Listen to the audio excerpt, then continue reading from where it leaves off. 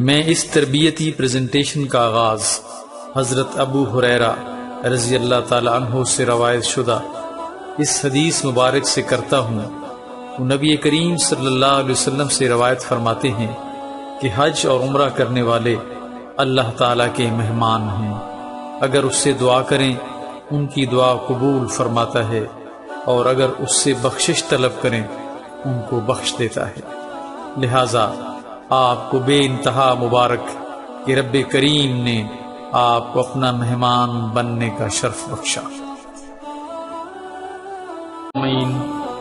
اس presentation میں ہم سب سے پہلے آپ کو اپنے گھر سے لے کر بیت اللہ شریف تک پیش آنے والے تمام انتظامی امور کے بارے میں آگاہ کریں گے۔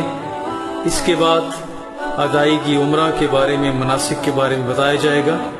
البتہ حج کی ادائیگی، زیارات مدینہ منورہ اور حج سے متعلق اہم اور متفرق امور کے بارے میں پریزنٹیشنز کے دوسرے موڈول پیش کیے جائیں گے۔ محترم سامعین، حج ایک نہایت عظیم عبادت ہے اور زندگی میں ایک بار صرف صاحب استطاعت پر فرض ہے، اس لیے عازمین حج کے لیے اس کے ہر پہلو سے تربیت نہایت ضروری ہے۔ اچھی طرح تربیت حاصل کر لینے کے بعد ہی حجاز مقدس میں گزرنے والے ہر لمحے سے بھرپور فائدہ اٹھایا جا سکتا ہے۔ حج کا سفر چونکہ مشکل ہے، لہٰذا اس کی نیت میں ہی رب کریم سے ادائیگی حج میں آسانی کی دعا بھی کی جاتی ہے۔ لہٰذا ہم جتنی اچھی تربیت حاصل کریں گے، اللہ تعالیٰ ادائیگی حج میں ہمارے لیے اتنی آسانیاں پیدا فرما دیں گے۔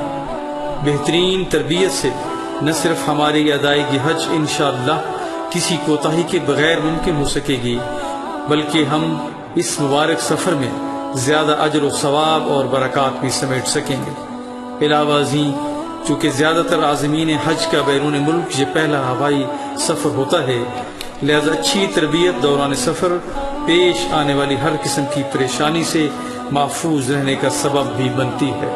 رب کریم نے قرآن مجید کی سورہ بقرہ کی آیت 128 میں ارشاد فرمایا، خداوند قدوس نے اس آیت مبارکہ میں حضرت ابراہیم خلیل اللہ علیہ السلام کی دعا نقل فرمائی۔